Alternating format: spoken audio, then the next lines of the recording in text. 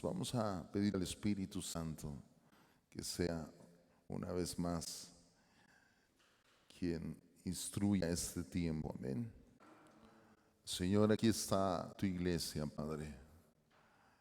Venimos delante de tu presencia reconociendo la necesidad que tenemos de ti, más que de la necesidad del agua, del sol, del aire. Tenemos necesidad de tu Espíritu Santo. Sopla sobre este tiempo, sobre nuestras vidas, Señor. Y que cada oyente pueda ser un cristiano obediente, sensato, dispuesto, activo, para poder en todo momento, Señor, representar esa columna y ese baluarte de la verdad. Señor, estamos aquí y pedimos que seas tú ministrando este tiempo, que pongas carbones encendidos en mi boca, Padre, para proclamar la verdad, Cristo, en este momento, Dios. Gracias por lo que tú haces y seguirás haciendo en nosotros. En Cristo Jesús. Amén. Libro de Judas. A Dios sea toda gloria y toda honra por siempre. Amén. ¿Cuántos leyeron su libro? Amén.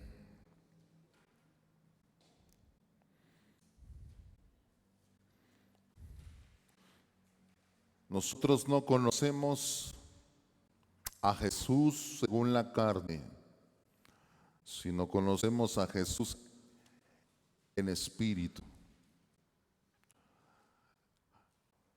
Nosotros seguimos sus pisadas y anhelamos con todo nuestro corazón el poder cada día aprender más de Él para poder dirigir nuestras vidas. El libro de Judas, la carta epístola universal del apóstol Judas, escrita algunos años después de la carta o segunda carta a Pedro.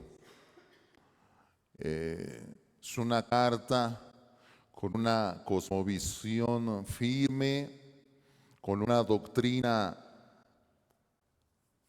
específica y con un propósito para cada uno de nosotros. Fue escrita por el hermano de Jacobo, Santiago, el hermano de nuestro Señor Jesucristo. Así que Judas no es ni Judas Iscariote, no es ni Judas Tadeo, es Judas, el hermano de nuestro Señor Jesucristo. Dice ahí en el versículo 17: pero vosotros, amados, tened memoria de las palabras que antes fueron dichas por los apóstoles de nuestro Señor Jesucristo.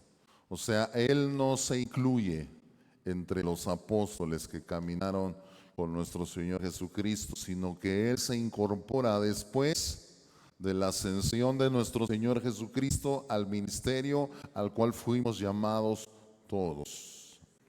Propósito de la carta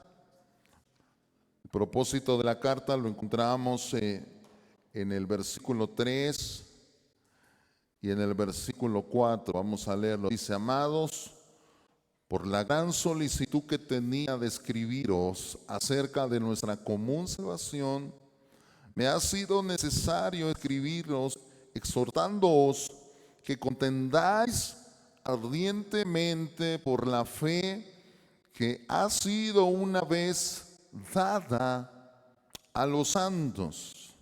Todo el Nuevo Testamento contiene advertencias contra las falsas doctrinas y los falsos maestros.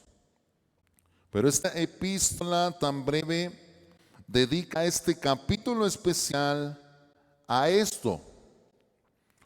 Hay doctrinas peligrosas y hay doctrinas, por así decirlo, inofensivas, que nos hacen más perder el tiempo en el debate que lo que realmente repercuten. Pero las doctrinas que aquí el apóstol Judas trae a colación son doctrinas totalmente peligrosas que no se deben tratar con manos endebles, sino que se deben de defender con firmeza y con contundencia. El manual bíblico de Raiken, dice el autor, escribe para atacar a sus oponentes de manera vehemente y contundente, más que todos los escritores del Nuevo Testamento, a una comparativa relevante a lo que hace nuestro Señor Jesucristo para atacar a los líderes religiosos judíos en el libro de Mateo capítulo 23. Así que este es uno de los pasajes más fuertes en relación a combate a la herejía. Roger Cruz, que hemos mencionado en toda esta serie, se hace referencia a la tendencia actual de tratar el error doctrinal con menor fuerza. Y él dice, Judas no acepta la sabiduría contemporánea de que debemos considerar los puntos de vista contradictorios como manera igualmente válidas de ver la verdad. En lugar de ellos, nos desafía a contender por la fe y nos recuerda que eso incluye el oponernos al error de una manera contundente. El apóstol Juan, que estudiamos las semanas pasadas, que ni siquiera quería que la iglesia le diera albergue a estos, ¿verdad?, falsos maestros, porque cada herejía debe ser atacada de una manera contundente y de una manera abierta. Hay que denunciarla. ¿Estamos aquí? Judas al respecto no podía quedarse con los brazos cruzados.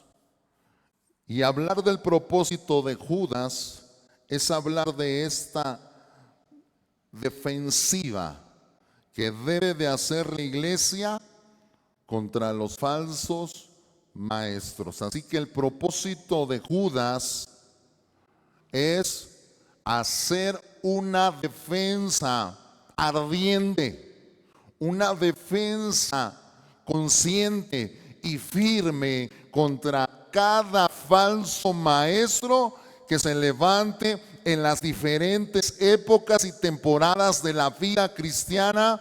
Y tú y yo hoy en este momento fuimos llamados también a formar parte de esta ferviente defensa contra la sana doctrina, el evangelio de Cristo y todo lo que conlleva la palabra de Dios. La estructura. Tengo 5 puntos para la estructura. Punto número 1, los saludos del versículo 1 y versículo 2. Punto número 2, exhortación a contender por la fe. Exhortación a contender por la fe. Versículo 3 y versículo 4. Punto número 3, advertencia de la historia para los impíos. Advertencia de la historia para los impíos.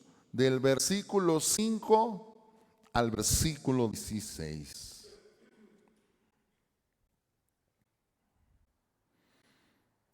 Punto número 4, exhortaciones para los creyentes. Exhortaciones para los creyentes del versículo 17 al versículo 23.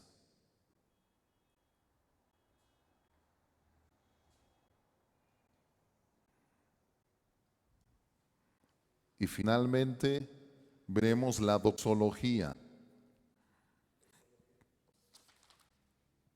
La doxología, versículos 24 y versículos 25.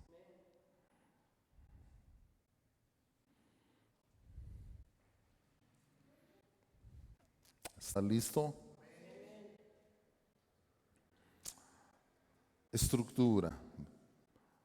Saludos, versículo 1 y versículo 2. Dice: Judas, siervo de Jesucristo y hermano de Jacobo. ¿Cuál Jacobo?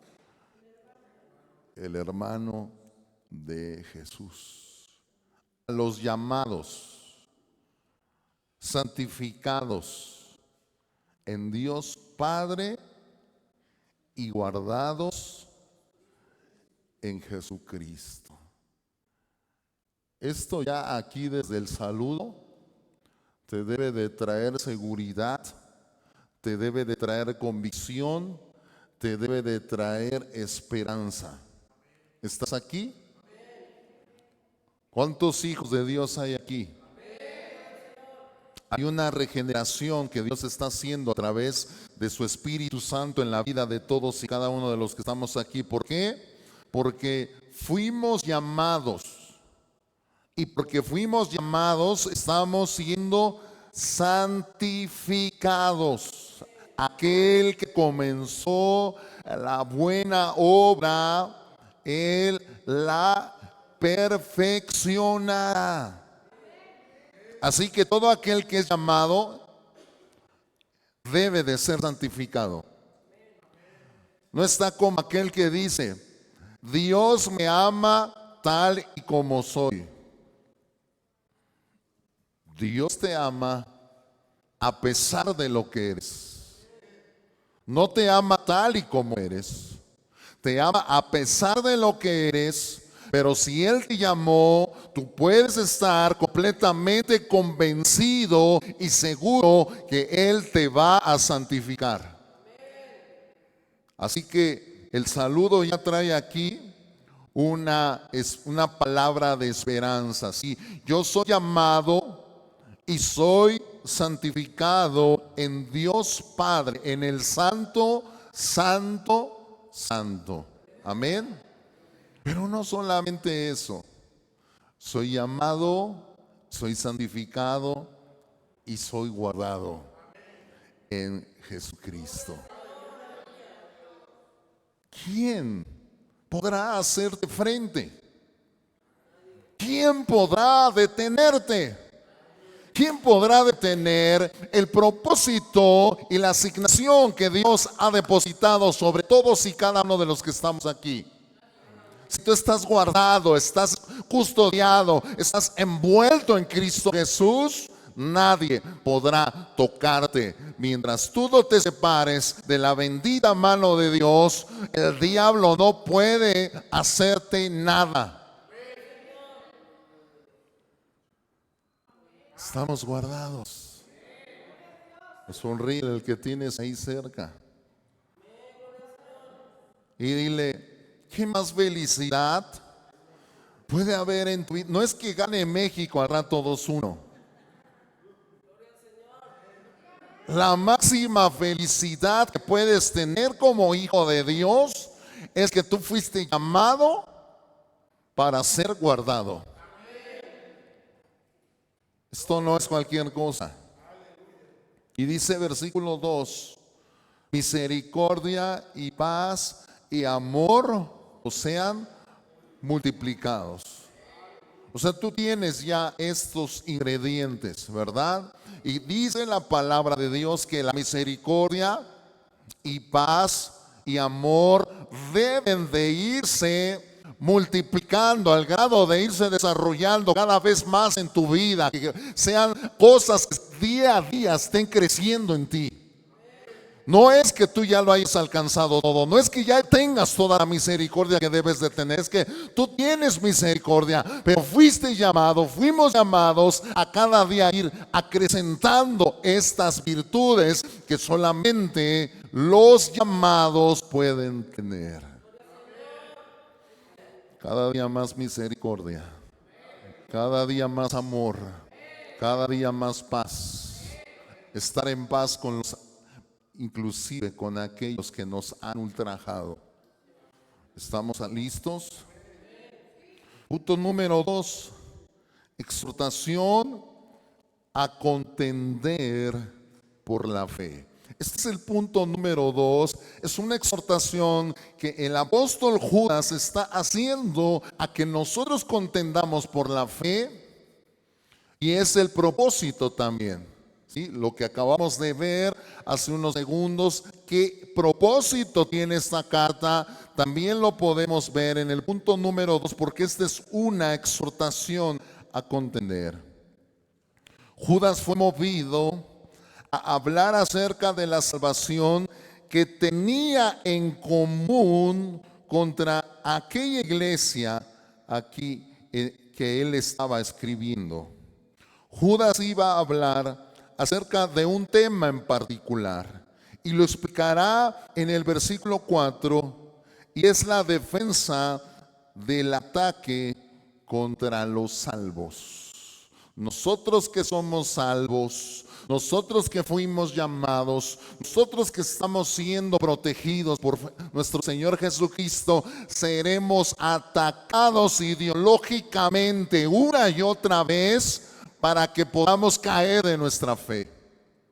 ¿De qué fe se está aquí refiriendo el apóstol Judas? Hay una fe subjetiva y hay una fe objetiva. Y la fe objetiva de la cual se está refiriendo aquí el apóstol Judas es la fe que nosotros tenemos en el pleno conocimiento de la verdad a través del escudriñar la santa palabra. Hay una fe que produce el conocer la verdad de Dios que está estipulado en la palabra de Dios. ¿Estamos aquí? Así que la defensa de la fe debe de ser una defensa ardiente y ferviente. Y no somos jarochos, porque los jarochos son así como que ardientes, ¿verdad? Aquellos de costa. Somos hijos de Dios. Y nuestra defensa debe de ser una defensa activa, no pasiva. Una defensa ardiente. Y no ardiente significa que tú estés dispuesto a que tengas que hacer lo que tengas que hacer para ganar el argumento, sino que tú fuiste llamado, como dice la palabra en primera de Timoteo, fuimos llamados a ser columnas y baluartes de la verdad. Y una verdad se atesora en el corazón, se cree en el entendimiento, pero una verdad se guarda y se lucha día a día para que esa verdad no se desvanezca. Dice en la Biblia, en el libro de Romanos capítulo 1, que aquellos que fueron entregados en su propia necedad cambiaron la verdad de Dios por la mentira. ¿Y la mentira de dónde proviene? Del diablo. Cambiaron la verdad de Dios por la mentira del diablo. Y nosotros que somos hijos de Dios, nosotros que somos escogidos, de ninguna manera podemos cambiar lo que Dios ya nos ha revelado a través de su palabra. ¿Estás consciente de eso? Dios ya te ha revelado los misterios de Cristo.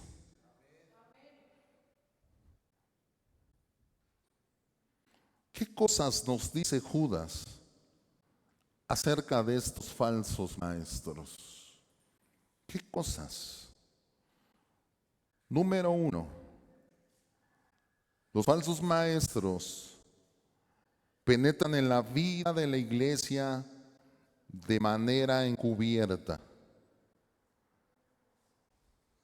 Si el asunto fuera claro y la mentira fuera evidente, el peligro fuera menor. Pero la palabra de segunda de Pedro, capítulo 2, que vimos las semanas pasadas, en el versículo 1 dice: se levantarán falsos profetas entre el pueblo, así como habrá también falsos maestros entre vosotros, los cuales encubiertamente introducirán herejías destructoras.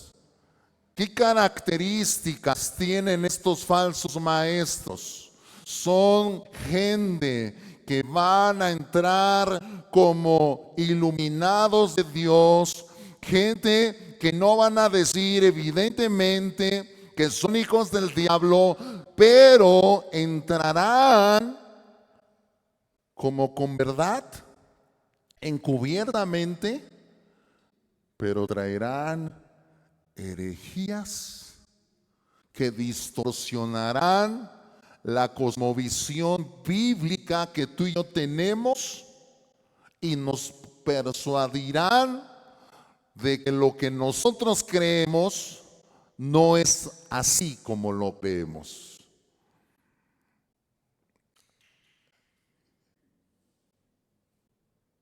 Si esas falsas doctrinas no fueran plausibles o atractivas para los creyentes, no hubiera ningún peligro. Pero el peligro es que estas herejías son ofrecidas con intenciones ocultas que van de acuerdo a la desviación del corazón no regenerado. No son doctrinas que están llenas 100% de error, sino son doctrinas que en medio de una o varias verdades introducen un poco de veneno mortal para así poder pasar como una doctrina 100% genuina e íntegra. Pero al final traen un veneno que mata y una pequeña pizca de maldad que distorsiona completamente el sentido y el propósito de la palabra de Dios. Causan daño, distorsionando la verdad. Esta es una verdad preeminente. Punto número 2. ¿Cómo vienen estos falsos? ¿Cómo se presentan estos falsos maestros? Estos falsos maestros son hombres marcados para condenación. Dios los va a juzgar y ellos van a ser castigados de una forma severa. Así que ellos se presentan como escogidos, se presentan como enviados, se presentan como gente que trae la palabra de Dios, pero aquel que tiene discernimiento sabe que esos hombres no vienen de Dios y ya tienen su justo pago debido a su extravío. Tercer lugar, estos hombres son hombres que convierten la gracia de Dios en libertinaje. Son hombres que convierten la gracia de Dios en libertinaje, apelando a lo que les gusta a las personas. Son sutiles en sus palabras e inclinan y desvían el corazón del hombre. En los templos del primer siglo había prostitutas sagradas. La existencia de prostitutas sagradas en los templos era muy atractiva durante los primeros siglos de la iglesia. Escucha bien, las personas podían complacer sus apetitos sexuales y al mismo tiempo considerarse religiosos. Estaban bien con ellos, pero también estaban bien con sus dioses. En la actualidad vemos algo que no está ajeno a esta realidad. Los primeros siglos, la gente profesaba ser cristiana, declarando amor a Dios y al mismo tiempo incitando a otros a vivir una vida desviada, llena de egoísmo puro, maldad total y toda clase de actos y pensamientos impuros que no glorifican a Dios, pero que a su vez les hacen respirar profundamente de alivio, sintiéndose religiosos, espirituales, compasivos. Al dicho, ama como tú quieras, porque Dios es amor y Él quiere que tú ames. No importa que seas hombre con hombre o mujer con mujer, Dios está dispuesto a perdonar tus pecados, inclusive tus errores, porque Dios es amor. ¿Qué necesidad, qué necedad del corazón? Necesito que tengamos los oídos bien atentos. ¿Cómo se presentaban estos hombres con el ejemplo de la prostitución de las primeras iglesias de los siglos? Tenían necesidades físicas, pero también tenían necesidades espirituales. Y ellos contrataban a estas prostitutas para poder satisfacer sus necesidades fisiológicas, pero a su vez se sentían gente religiosa que agradaba a sus dioses. Suena escandaloso. Suena como algo deplorable, inconcebible. ¿Qué tiene que ver el pecado, la impureza con lo religioso, con lo santo? Pero en estos tiempos que tú y yo estamos viviendo, hay gente disfrazada de siervos de Dios que están infiltrando doctrinas de demonios, encubiertos de espiritualidad y de religiosidad, hablando distorsiones del corazón desviado que no quiere someterse a la voluntad de Dios. Veía un video entre semana. Un pastor de Estados Unidos, no sé si era de Atlanta o de no sé qué parte de Estados Unidos, que sale con su esposo. Dice, llevo más de 30 años en el ministerio y ustedes no saben todo lo que yo he pasado, todo lo que yo he vivido, como para que vengan a juzgarme y a criticarme.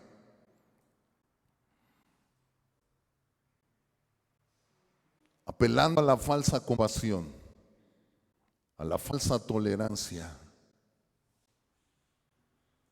y exponiendo sus videos ridículos, llenos de tanta contaminación y corrupción, perversidad, y declarándose siervos de Jesús.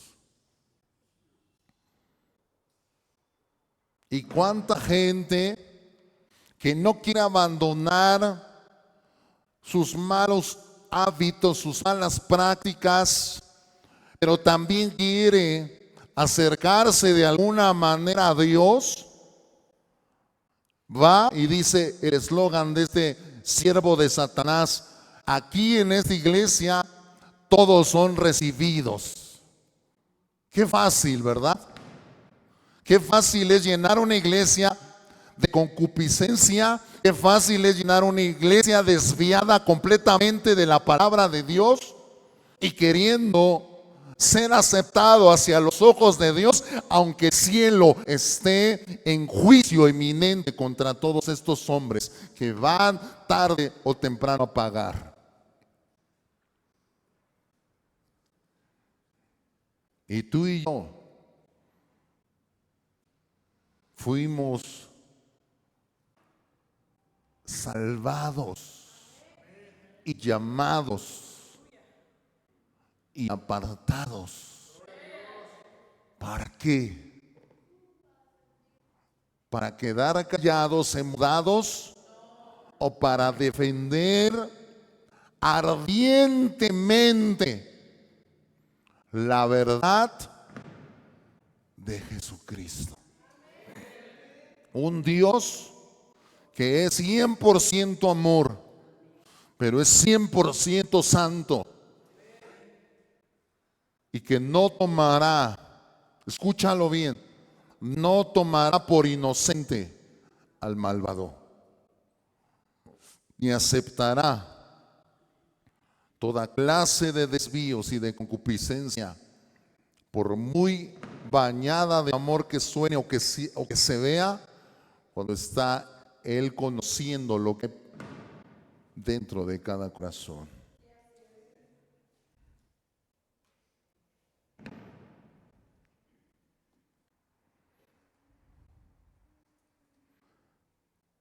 Dios es totalmente justo.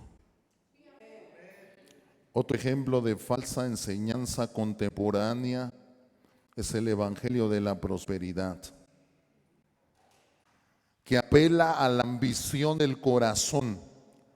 ¿Sabes que el corazón por naturaleza es ambicioso?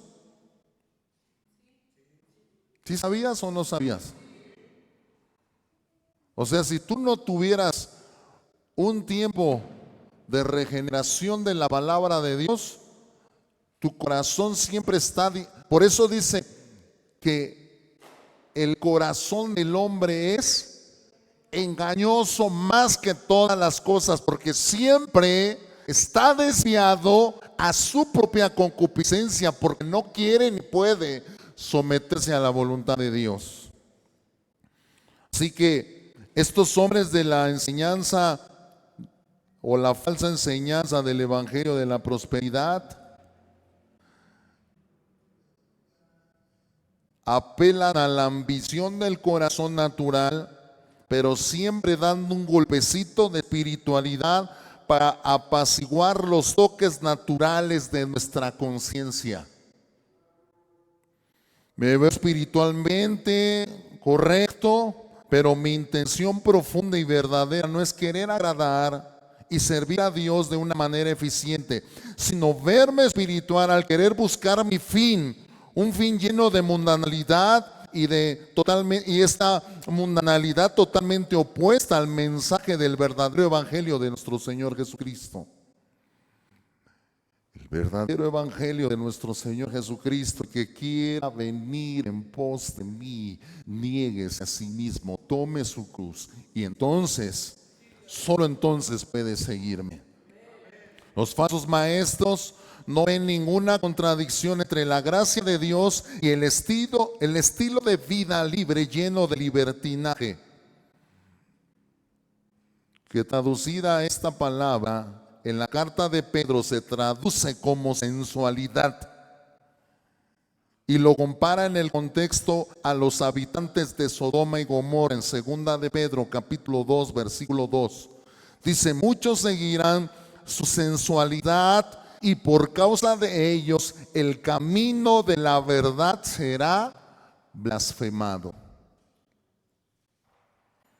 También vemos en 2 de Pedro capítulo 2 versículo 7: si rescató al justo Lot, abrumado por la conducta sensual de hombres libertinos. Vemos una semejanza de la segunda carta de Pedro con la de Judas. ¿Por qué? Porque los dos apóstoles están hablando acerca de la apostasía que hay en las iglesias.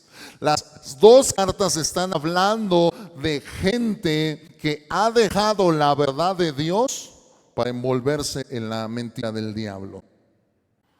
Así que estos hombres son personas que no tienen freno para sus pasiones.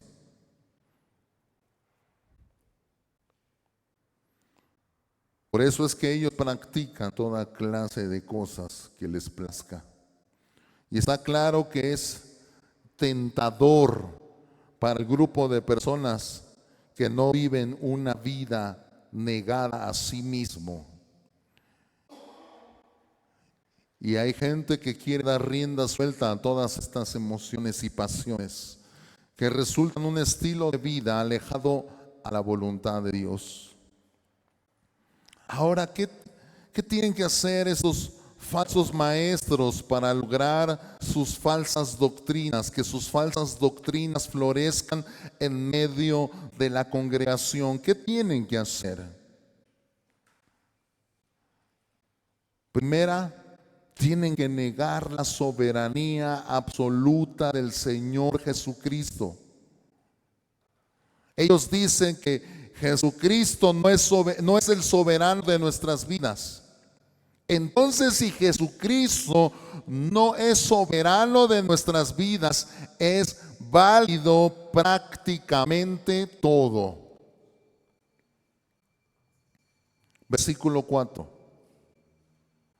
Porque algunos hombres han entrado encubiertamente, los que desde antes bien habían sido destinados para esta condenación.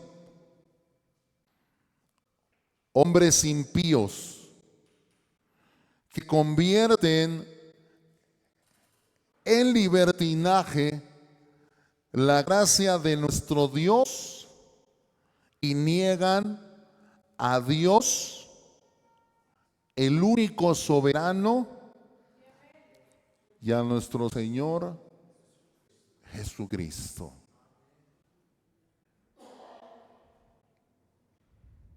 ¿Cómo identifica Judas a la sana doctrina?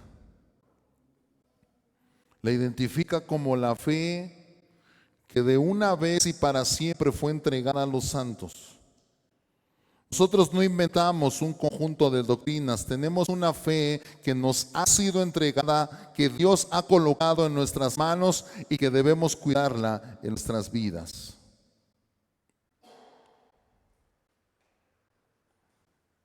¿Qué quiere Judas ahora que nosotros hagamos con respecto a esta sana doctrina? El apóstol Judas quiere que nosotros cuidemos esa doctrina con nuestras vidas, que luchemos por ella, que contendamos por ella, no de una manera sencilla y trivial, sino de una manera exuberante y efectiva, contendiendo ardientemente por la verdad. Ahora, para contender ardientemente por la verdad necesitamos conocer la verdad. Pregunta: ¿qué tanto estás tú interesado a que la verdad de Dios a través de su palabra sea realmente revelada en ti? Que en tu vida, en tu día a día, haya más revelación de esta verdad para que puedas contender con pasión y con claridad en lo que Dios ha constituido como bueno, agradable y perfecto. No se trata solamente de conocer la verdad, sino se trata de contender, oponerse a toda mentira que el enemigo quiere infiltrar.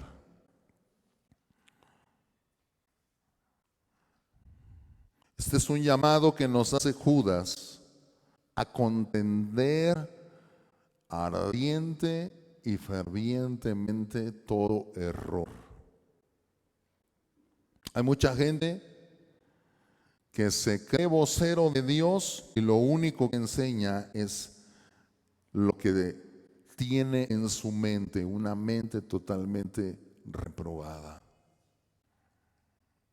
Y para nosotros poder discernir, tenemos que identificar con claridad qué significa la verdad de Dios. La verdad de Dios nunca puede estar en juego. La verdad de Dios no se debate. No se pregunta, ¿esto será lícito? Porque la verdad de Dios está por encima de todo argumento de hombre. Punto número 3. Advertencia de la historia para los impíos.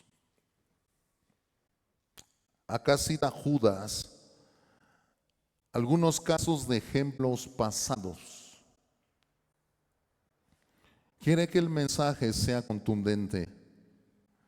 Y lo que él les está diciendo claramente, en otras palabras, si Dios actuó así en tales casos, Él actuará de la misma manera consistente en los casos presentes y en los casos futuros. Esta sección es semejante a la sección que vimos en la segunda carta de Pedro, capítulo 2, que titulamos Los falsos maestros, realidad, peligro, destino y características. Una de las cosas que hizo Pedro fue recurrir a la historia para demostrar su punto. Tenemos suficiente evidencia en la historia bíblica para saber que Dios juzgará a los enemigos de la verdad. Él ya lo ha hecho antes. Pedro nos dejó ver con claridad que si Dios no perdonó a todos aquellos ángeles que pecaron contra Dios, no perdonará y no perdonó al mundo antiguo en los días del diluvio. Y si Dios destruyó a ciudades como Sodoma y como Gomorra, la conclusión fue que el Señor entonces sabe rescatar de tentación a los piadosos y reservar a los injustos bajo castigo para el día del juicio final. No solamente es que Dios tiene reservado a aquellos hombres impíos para el día del juicio final, sino que también Él perpetuará a todos aquellos que fuimos llamados. ¿Cómo va a perpetuar a todos aquellos que fuimos llamados, amada iglesia? ¿Cómo lo va a hacer? Tú y yo fuimos llamados, se oye muy bien. Fuimos separados. La palabra santificación significa apartados. Fuimos santificados. ¿Cómo Dios va a perpetuar a todos estos escogidos? A través de la verdad de Dios que está establecida en la palabra. Tú y yo la tenemos que conocer. No hay tiempo para contar anécdotas. No hay tiempo para contar chistes.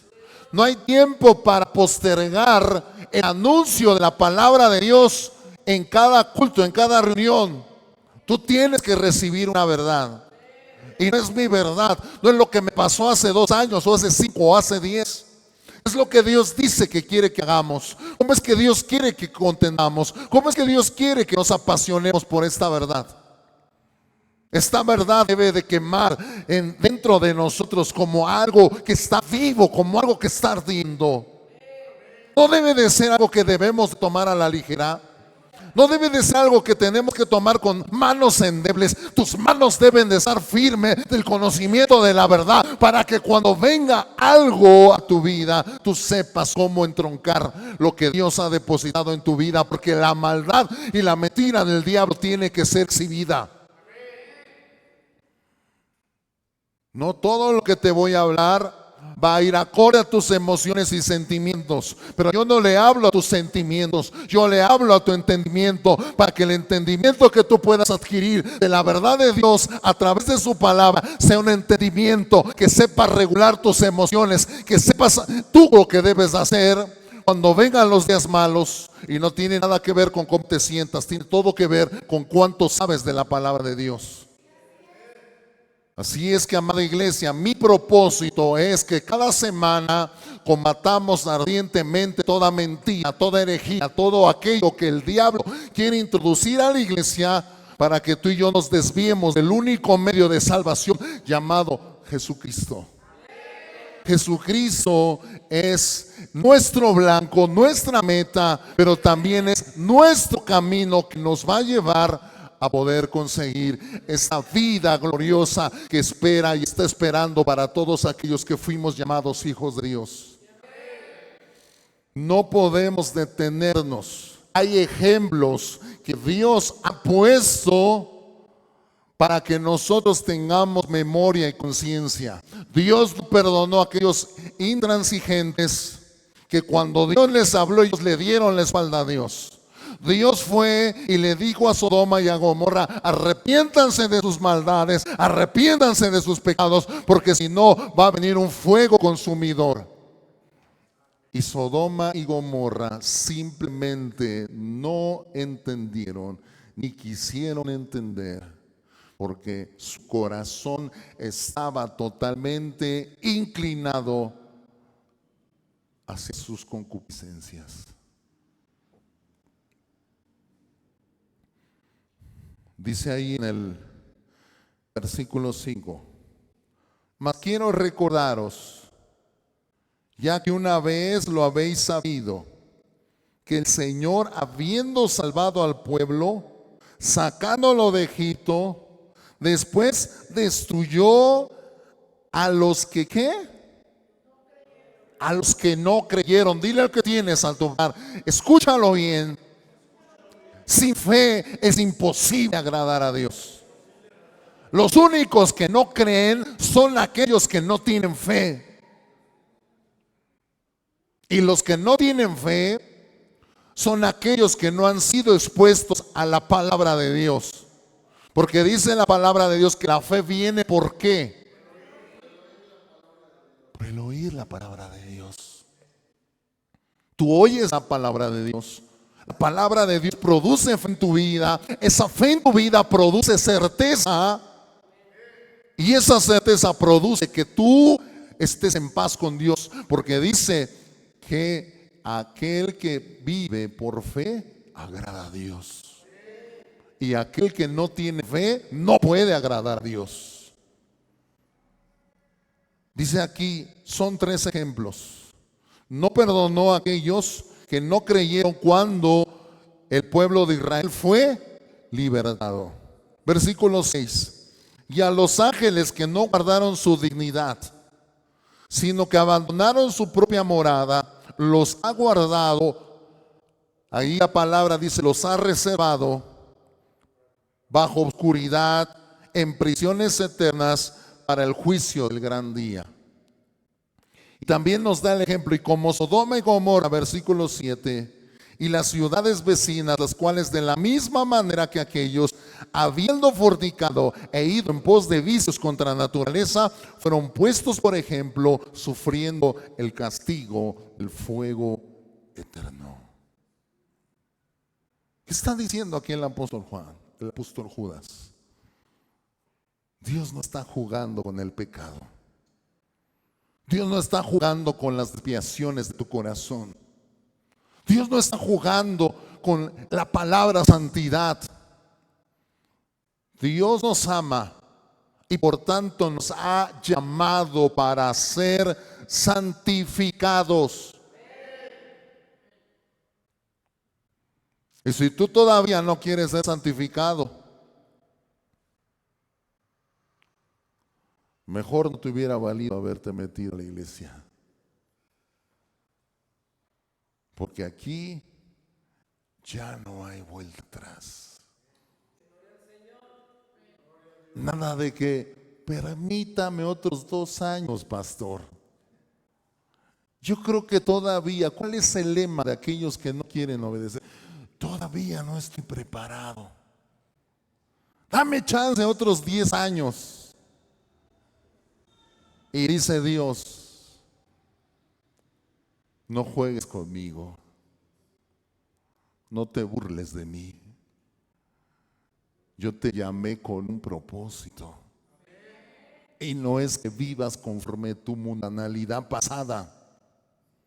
Dile al que tienes a tu par, es pasada la mundanalidad que tenías.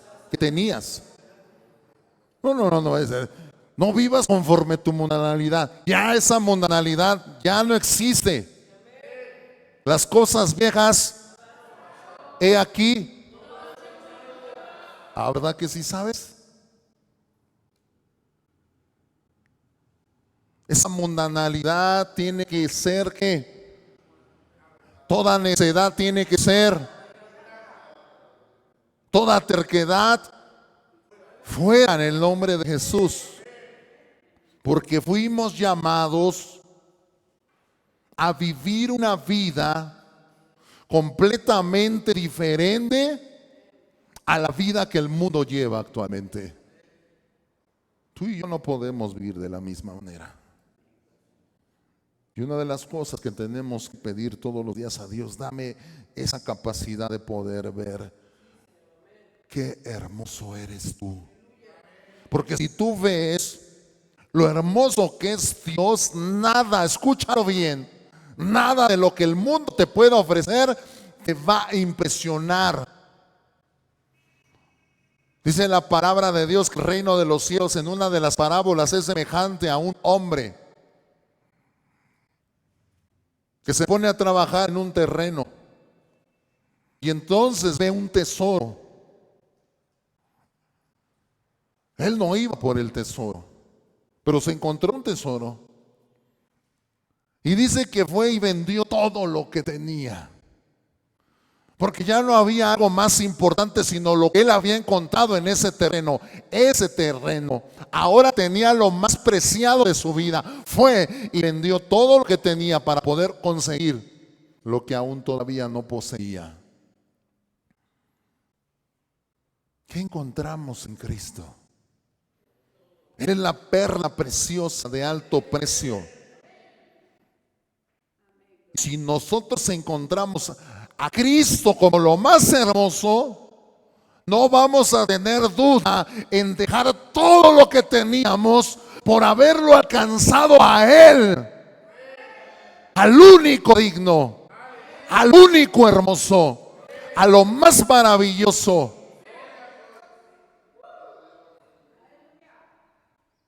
Ya no estamos pensando en las cosas que dejamos. Ahora estamos pensando en lo que ganamos. Cuando dejamos lo que teníamos que dejar, lo ganamos a Él.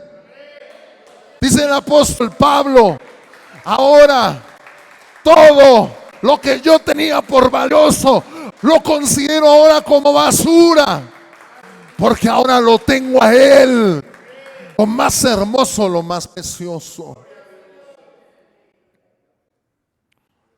Dice en el versículo 8, no obstante, de la misma manera también estos soñadores mancillan la carne, rechazan la autoridad y blasfeman de las potestades superiores. Pero cuando el arcángel Miguel contendía con el diablo, disputando con él por el cuerpo de Moisés, no se atrevió a proferir juicio de maldición contra él, sino que dijo, el Señor te reprenda. El Señor te reprenda. Porque lo que tú y yo tenemos como valioso es la misma autoridad que Dios ha depositado sobre nuestras vidas. No se trata de contender contra el mal en nuestras fuerzas, en nuestros términos y bajo nuestras limitaciones. Se trata de que la batalla que nosotros tenemos, la tenemos que entregar totalmente a aquel que ya venció. Pero estos blasfeman cuantas cosas no conocen, y en las que por naturaleza conocen, se corrompen como animales irracionales.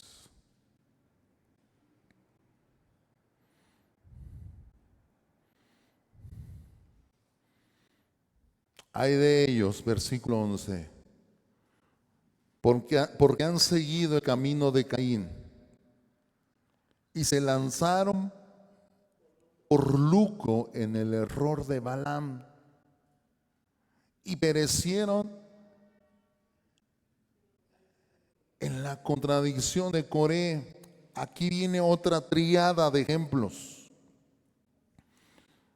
Dice, Dios los juzgará.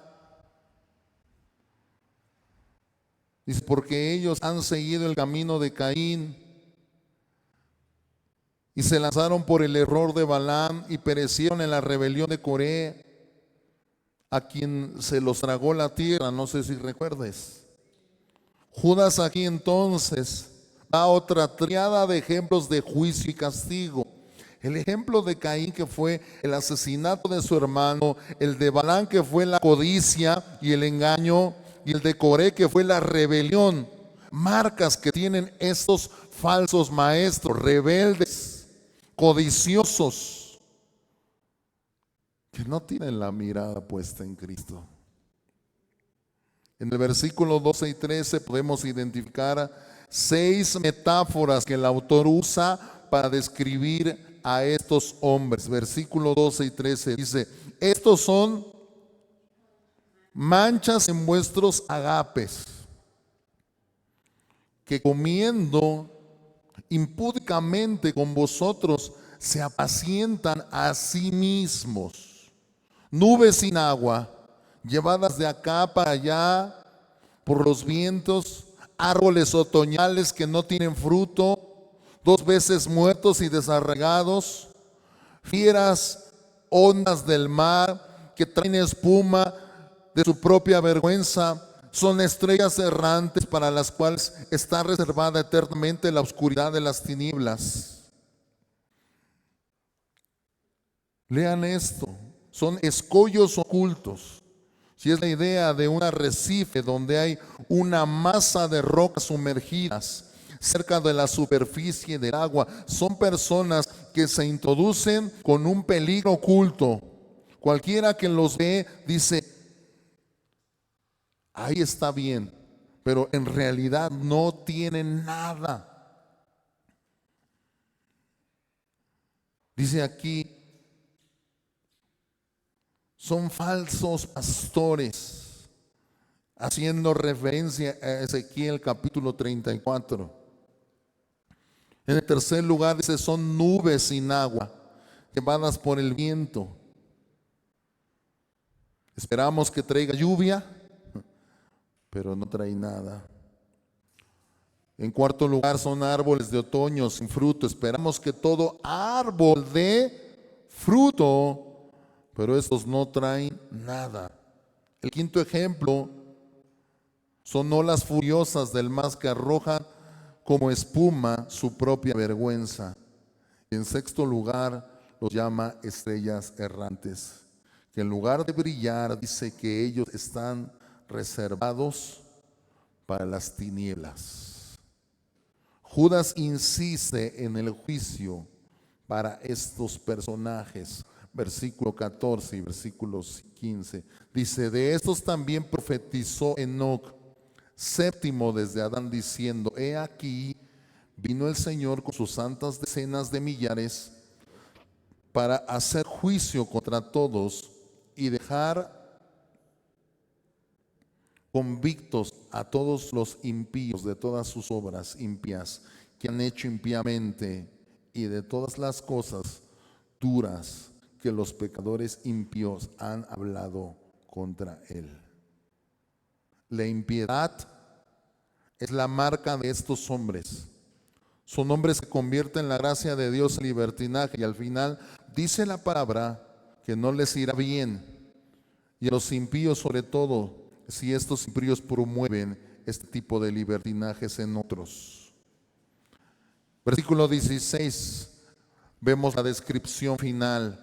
Dice: estos son murmuradores, querellosos, que andan según sus propios deseos, cuya boca habla cosas infladas, adulando a las personas para sacar provecho. ¿Qué tenemos que hacer tú y yo? Mantener los ojos abiertos a la palabra de Dios, para que ninguna de estas cosas tengan repercusión en nuestra vida.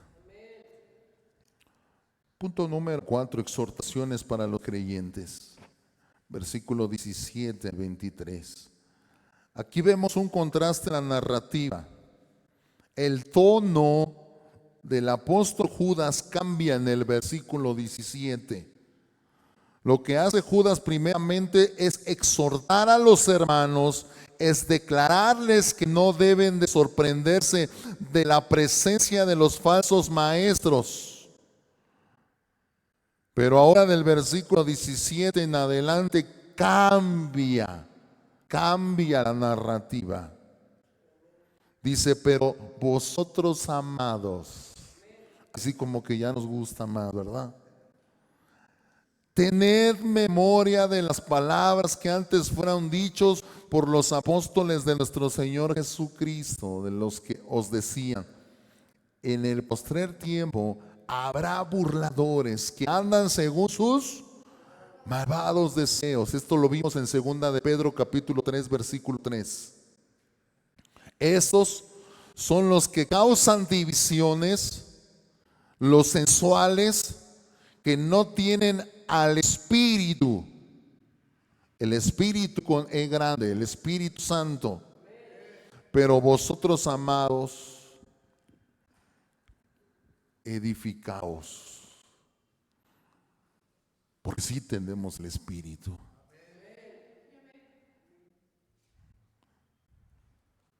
Ellos mismos a los que Judas ahora se está exhortando deben de ser el contraste de quienes andan en el libertinaje versus quienes tienen el Espíritu. ¿Ya viste ese contraste? ¿Tú tienes el Espíritu? ¿Cómo andas?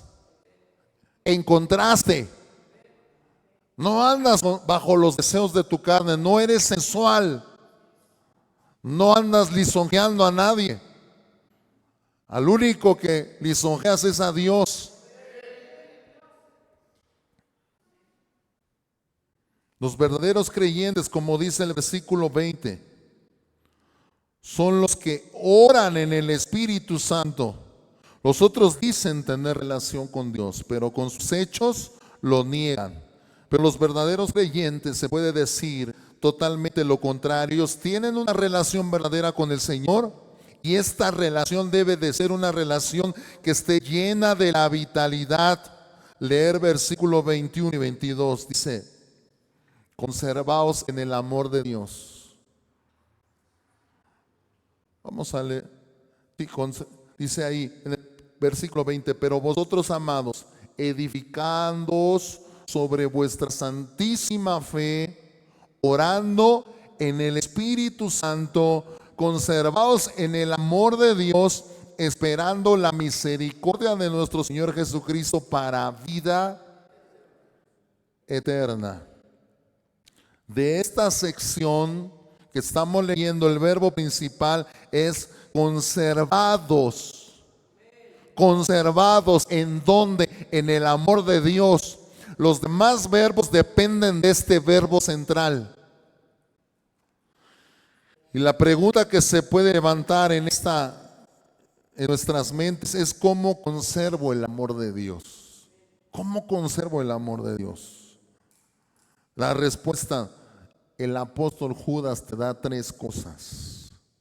Con los verbos que dependen del verbo central, dice uno, edificándose en nuestra fe. ¿Qué estamos haciendo ahorita? Edificando nuestra fe, porque nuestra fe se edifica en la palabra de Dios. Es una fe objetiva. Amén. Es una fe objetiva. ¿Qué tenemos que hacer más para mantenernos en ese espíritu de amor? Orar en el Espíritu Santo. Gloria a Dios. ¿Qué significa orar en el Espíritu Santo? No es lo mismo orar, pastor. No, porque cuando nos acercamos muchas veces a orar y no oramos en el Espíritu Santo, terminamos pidiendo por todo menos por lo que tenemos que pedir. Pero cuando tú te acercas a orar en el Espíritu Santo, esto es igual a orar en dependencia del Espíritu Santo. Tus peticiones ahora cambian. Porque cambian tus peticiones, porque tú estás en el Espíritu. Ya no pides por cosas vanas.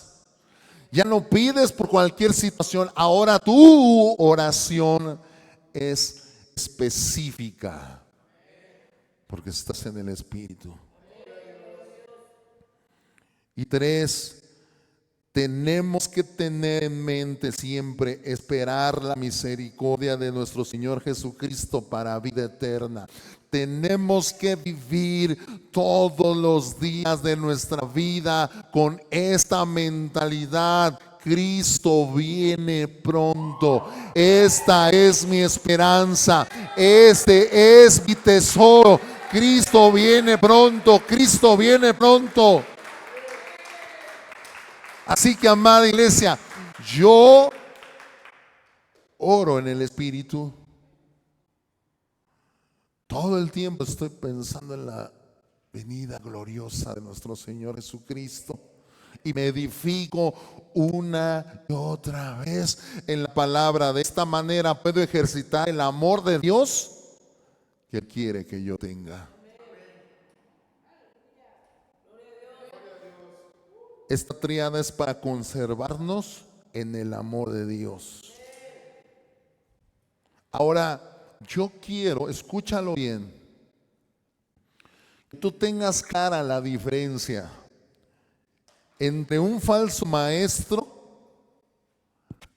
y alguien que ha sido afectado por estas falsas doctrinas. No es lo mismo un falso maestro a alguien que ya fue afectado por las falsas doctrinas. ¿Estás aquí? Alguien que ya fue afectado habla mal, pero eso no significa que sea un falso maestro. Ha tenido una mala influencia. ¿Y qué dicen los siguientes versículos? A algunos que dudan, ¿por qué dudan? Porque han sido afectados por los falsos maestros. No son falsos maestros, han sido afectados. Dice, convencerlos. A otros, salvad, arrebatarlos del fuego. Y de otros, tened misericordia con temor, aborreciendo aún la ropa contaminada por su carne. Wow. ¿Qué debemos hacer nosotros? Debemos ayudarlos con compasión e inclusive saber que nosotros podemos ser un medio de salvación, librándolos del fuego. Puede verse como alguien que está jalando a alguien de un vaso para que no sea arrastrado por el fuego, donde hay un peligro de muerte. Pero también tenemos que estar conscientes que el que rescata debe de hacerlo con la debida precaución para que él mismo no perezca por el fuego.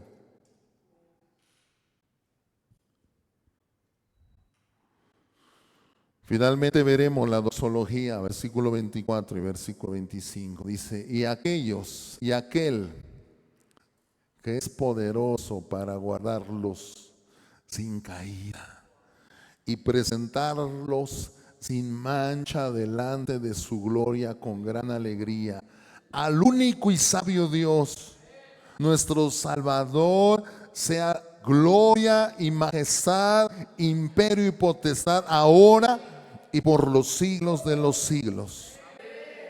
Esta es una doxología de la Biblia que ha sido más utilizada a lo largo de todos los siglos. La amenaza de los falsos maestros es seria. La amenaza de las falsas doctrinas es grave, pero nosotros seremos realmente cuidados. Dios es poderoso para librarnos sin caída y más aún para presentarnos sin mancha delante de su gloria. Qué bendición, amados. Qué bendición. Sí podemos decir que esto no es un juego, esto es real, la falsa doctrina, los falsos maestros. Pero también podemos decir que es real el cuidado de Dios. Finalmente Jesús en el libro de Judas. ¿Cuál era uno de los problemas de estos grandes falsos maestros? Negaban a nuestro único y soberano Señor Jesucristo. Y Judas establece y declara con contundencia: Jesús es Dios, Jesús es soberano del universo. Y negar esta gran verdad nos expone a todo tipo de peligros. El llamado de Judas es que no nos dejemos exponer a ninguna doctrina que nos aparte de la sincera fidelidad de Cristo, ya que el verdadero evangelio promueve una vida consecuente a lo que el evangelio hace. Y el evangelio hace es libertar a todos los pecadores de la esclavitud del pecado. Nuestra vida debe de ser una vida que modele la gracia con la cual nosotros fuimos salvados. Y tenemos un compromiso con Cristo que implica tener un compromiso con la pureza de su evangelio. Un compromiso serio con la pureza del evangelio de nuestro Señor Jesucristo. Tú y Dios son mayoría. No importa que la gente diga lo contrario a ti y sean más en número, si tú conoces la verdad de Dios y vas camino opuesto por conocer esa verdad, no te detengas, porque Cristo y tú son mayoría. No te dejes intimidar. Hay una verdad que está todavía ahí para que se defienda. Y tú y yo somos columna y baluarte de esa verdad. Gloria a Cristo por esto. Amén. Dios habla en tu vida. Damos gloria a Dios. Señor, gracias por esta tu palabra, Dios. Porque tú nos llamaste para santificarnos. Y una vez que tu verdad está en nosotros, defender ardientemente esta verdad. Esta verdad no está a debate. Esta verdad no está a tela de juicio. Esta verdad es inquebrantable, es absoluta. Esta verdad nos ha hecho libres. Gracias, Señor, por cuidar a tu pueblo, por cuidar a tu iglesia, porque no solamente nos llamaste, sino tú nos cuidas, Jesucristo, y nada nos faltará. En el nombre de Jesús. Amén. Gloria a Dios.